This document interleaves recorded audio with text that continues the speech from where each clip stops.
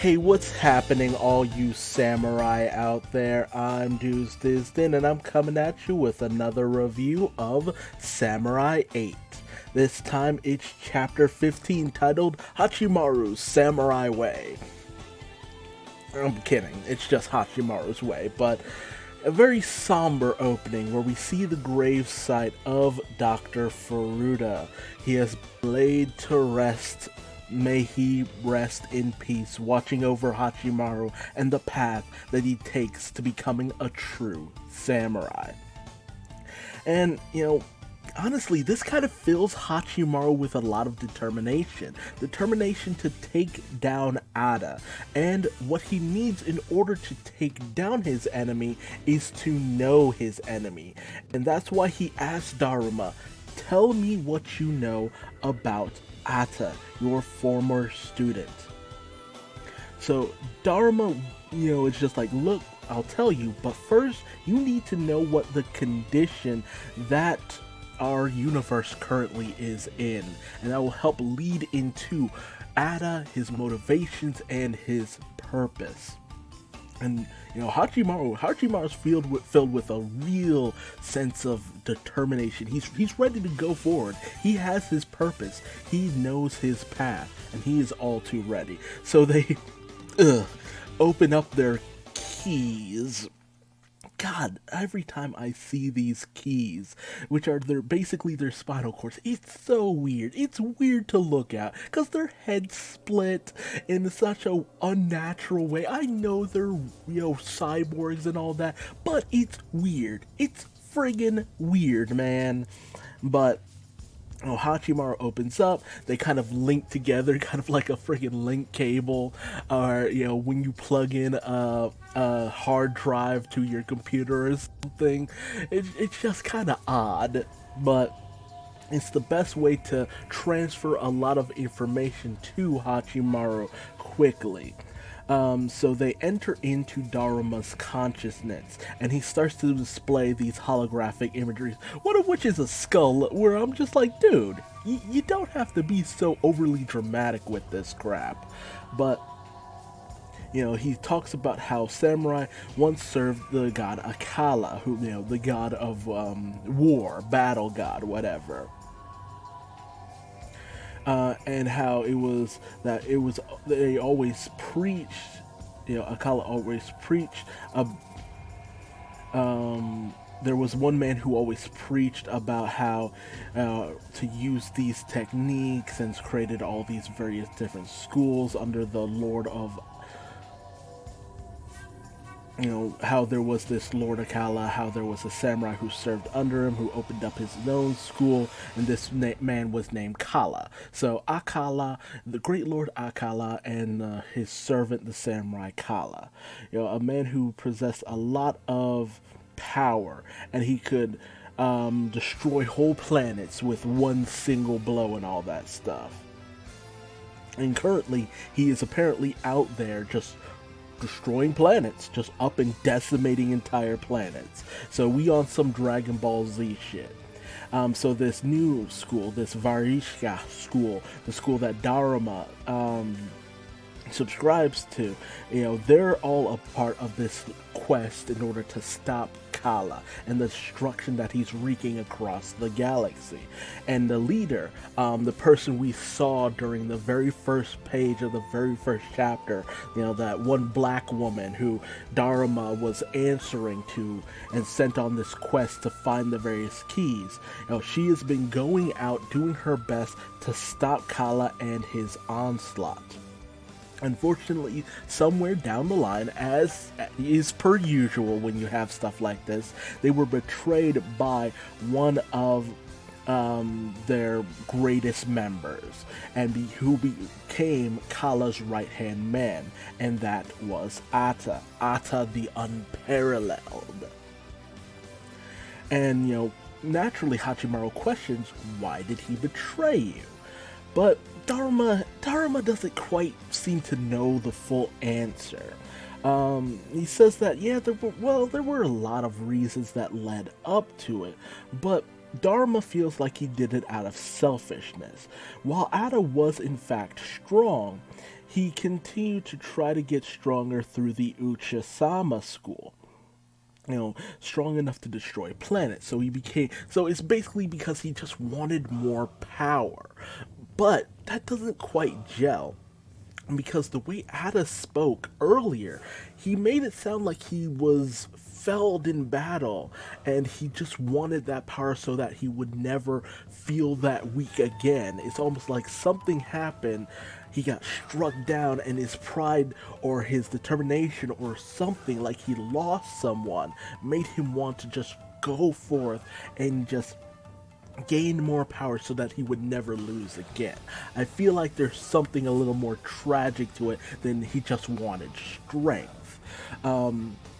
But Dharma also talks about the fact that he's been trusted by their leader in order to stop the Uchisama school and to find these hidden containers called Pandora's Box, which contains the ability to save the entirety of the universe. And there are 7 keys which will be able to unlock Pandora's box and save the entirety of the universe. On the flip side, there is a box called Mandala's box that the Uchisama school is looking after. So these 2 different boxes that the 2 different schools are looking for. The Vardiska and the Uchisama schools. And apparently, with the way that Ada was talking about, they found the Mandala box, and it needs 7 keys as well in order to be opened because it has the power to destroy galaxies. And apparently, Kala's plan is to destroy galaxies and recreate them in his own image for the most part. Unfortunately, the keys that they were trying to create, Furuta as and Atta and Kala and all of them, were artificial keys that were going to be used in order to unlock the box that they found, Mandala's box. However, because Hachimaru came into being, the anomaly that he was, that put a monkey wrench in their plans. And it would have been simple, just kill off Hachimaru and they can use the other 7 artificially created beings in order to open Mandala's box. But Furuta took pity on Hachimaru and ran off with him, thus putting a monkey wrench into the Uchisama school's plans because the other 7 keys don't have the power because of the existence of Hachimaru. And with that, Hachimaru starts to kind of understand, okay, it's just like, so the Uchisama school is my enemy, the enemy of my dad, for the most part, I am part of the keys that could save the galaxy or very well destroy it at the same time. But it's kind of odd, and he turns his attention to Dharma, and like, how did you know I was a samurai who could open Pandora's box? Dharma pauses for a minute, but then he starts to kind of open up to Hachimaru and say, look, I always kind of wondered why I was given a body, a robotic body nonetheless, that can't see. I'm blind, but sometimes I can see everything, almost like a cosmic awareness. And when you first became a samurai, I had a premonition. I was able to see something, if only just for a moment. I saw a massively gallant samurai holding a white soul sword with a very beautiful, powerful princess at his side. And that's how I knew. I knew what kind of samurai you would become. A splendid samurai. And, samurai have very different paths, and we have various different ways. My way is to find the keys to open Pandora's box and save the galaxy. And, Hachimaru kind of takes all of this in. It's just like, so you really think that much of me? And Daru's just like, well, maybe not before, maybe not in the beginning, but now your eyes shine with a determination that is different from Ada's. You have purpose. You have a goal that goes far beyond personal gain. Meanwhile, we pick back up with An and Hagamichi talking things over with Un about the whole situation that went down with Ada. And, Un lets them know that, yeah, we're kind of on high alert because of the deaths of Princess Sa and Mujin at the hands of Ada in the planet Stratosphere. And she's just like, you're asking to go outside of our planet and take on, because Hagamichi is just like, look, we have a mission for the most part. The enemy is targeting the samurai Hachimaru, and should we stay on this planet, more than what happened to Lord Moon and Princess Sa will happen to this planet, unless we keep moving and keep Hachimaru from being captured. And Un kind of pauses for a moment, but she relents because ultimately the protection of this planet falls to her now. She is probably the only person now who is capable of keeping this planet safe now that the guardian of this planet is just gone. So she says, An, take care of your Lord Hachimaru, keep him safe and protected. Hachimaru packs up, he gets ready to set out, and he's met by An. And Hachimaru, they're in the chamber where his life support system is. And he takes a moment and pauses and thinks, I always kind of thought I was a little very unlucky, And maybe that's why I kind of lied to you about how my life went. I had always been confined here. And, but despite that, my dad considered that fun times. Despite the fact that we were always locked inside, that I was always a cryberry, always so, just weak. But now that I've thought about my dad's words, the idea that those were fun times, I'm thinking, maybe he was right. Maybe we did just have fun just being together. But despite that, even if I'm still a scrawny little weakling, I swear to protect you with everything that I have, and that is no lie. And An kind of, turns away from him in order not to show her emotions on her face. But, she's just like, hey, listen to people without interrupting them. But that mostly comes from the fact that An stutters a lot. But, she turns to him and is just like, listen, protect me with everything that you have. And, they give a proper greeting this time, just saying, it is nice to meet you, Hachimaru. It's nice to meet you, An. So, they have fully formed an alliance between the samurai and the princess. Daruma gets ready to head out. He wants to head over to his hideout so that they can, have a, actual place in order to set out from. Hagamichi heads to Akage Castle in order to, gear things up from his part as well. But before they leave, Hachimaru wants to go over and pay his last respects to his dad, and he swears to defeat his enemy and come back and visit him once everything is done. He feels that now that he's had someone to protect, he might actually become the strong person he wanted to be. And he asks his dad, don't worry about me. I know I've always been a crybaby, but as long as you're watching over me, I think I'll be able to fake it till I make it. So I promise to protect An, the galaxy, everyone, and this place where you raised me. So he's ready to just bid his father a proper farewell instead of running away. Unfortunately, the moon that Ada crashed into when he first came down starts to fall out of orbit, and Hagamichi is, getting a report from Princess Un about this, that, the satellite moon is falling down because it was split in half. And so the castle's in chaos trying to figure out what to do now that this, massive moon is about to come crashing down on the populated areas. But Hagamichi takes a moment. It's just like, maybe there was purpose in Lord Dharma coming here. And he realizes that, okay, what I have to do is contact Dharma, because he would be the only one who with the power in order to take that moon out.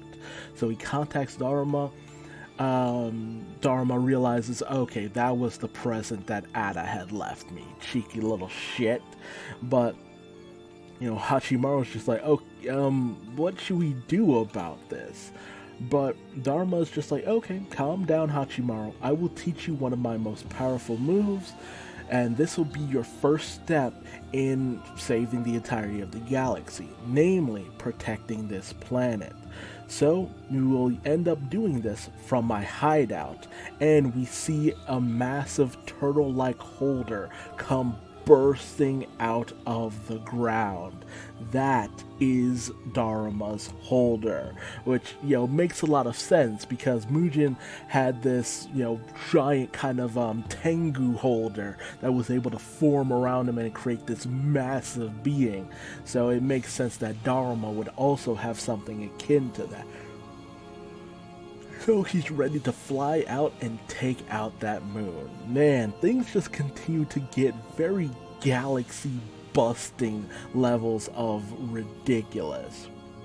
Because to take down an entire moon? Like, what insanity. But that's just how this story is going from here on out. We are busting planets at every turn. We've gone full on into the Z portion of Dragon Ball, if nothing else. But, it just shows how far Hachimaru can actually get to. And, we see that he's only able to do so much, but we see the level at which he can actually get to. Well, I also feel like this story can only go so far before it just starts becoming like, how do you scale this power? Ada was able to take down a moon very easily, and it's gonna be shown that, hey, we have to take down this moon. At what level is Hachimaru at, and how fast can he grow? What kind of adversaries can he face? And at what point does Dharma start to kind of become redundant and a hindrance to Hachimaru's actual developments? Will he need to take a step back, or will he be able to push and teach Hachimaru the more advanced techniques, like that atmospheric bustin' blade, that star crash technique, or whatever? So we'll just have to see where things go from here, but I'm very excited having Hachimaru take this more serious turn towards what he's doing is a welcome course, and I'm interested to see where we go from here on out. It's fun enough, it's a good enough time, and I feel a lot of this would look great in animation, but tell me your thoughts and theories in the comment section below. If you liked this video, leave me a like. If you didn't, feel free to leave me a dislike and tell me what I did wrong in the comment section below so I might better myself for future videos. Subscribe and hit the bell icon, that way you never miss out on another Samurai 8 chapter review. And if you want to see more of me on the internet or whatever, just Google Duuz-Diz-Din. I am everywhere for better or for worse. And until the next video, just remember that sometimes it's hard to find your way in life, but with a little help from your friends, you can definitely find your true purpose. Till next time, I'm Duuz-Diz-Din, and I think it's time for me to go to bed. Bye-bye.